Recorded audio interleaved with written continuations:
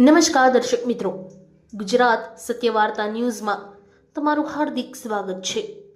હું છું મંસૂરી શેરબાનુ.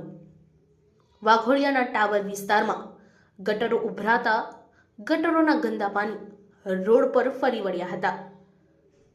ટાવર વિસ્તારમાં છાસવારે ગટરો ઉભરાતા ગટરોના પાણી લોકોના મકાન પાસે પણ ભરાયા છે, જેને લઈને સ્થાનિક લોકોને ઉભરાતી ગટરોના ગંદા પાણીનો અસહ્ય દુર્ગંધનો સામનો કરવો પડે છે.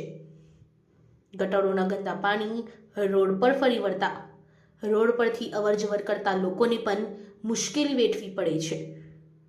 શાળાએ જતા વિદ્યાર્થીઓને પણ ગટરોના ગંદા પાણીમાં થઈ પસાર થવાનો વારો આવ્યો હતો. ટાવર વિસ્તારમાં યોજાયેલા લગ્ન પ્રસંગના લગ્ન આયોજકોના મંડપના ગેટ પાસે પણ ગટરોના ગંદા પાણી પહોંચ્યા હતા, જેને લઈને લગ્ન આયોજકો પણ ચિંતામાં મુકાયા હતા.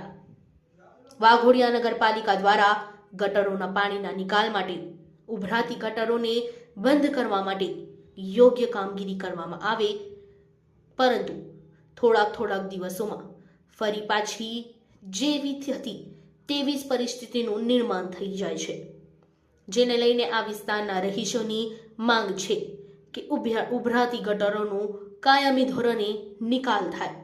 Bureau report Mukesh Parmar.